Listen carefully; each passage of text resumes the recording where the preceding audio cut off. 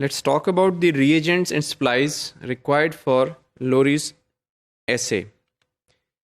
जैसे कि हमने बात की थी बायोरेट मेथड में that we have to prepare a standard curve.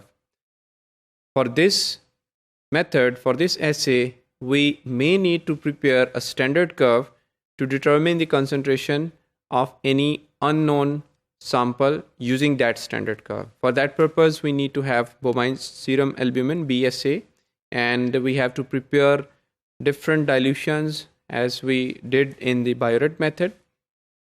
Then we need Paulin's reagent, which is going to be used for reduction step. उसके अलावा हमें 4 डिफरेंट reagents चाहिए. reagents A, B, C and D.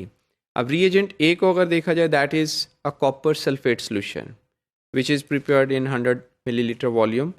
Then reagent B is a sodium salt solution, that is sodium tartarate solution. Reagent C is sodium hydroxide and sodium carbonate solution.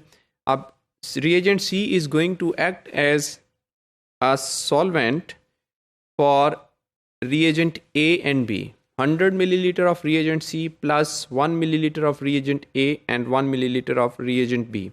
This reagent D is going to be used for the first step, that is going to be added with the protein to give it the alkaline medium and to give it the copper sulfate medium, and then we can proceed further with the Paulin's reagent. In reagents के अलावा 4 किस्म के reagents के अलावा we need the protein samples with the limit of the concentration 100 up to 2000 microgram per milliliter, और अगर concentration 2000 microgram से ज़्यादा है तो हमारे पास ऑप्शन है कि हम उस अननोन सैंपल को डाइल्यूट कर लें ताकि हम एग्जैक्ट कंसंट्रेशन मेजर कर सकें. अगर हमारे कैलिब्रेटेड रेंज से बाहर कंसंट्रेशन निकल जाएगी, that will not be reliable.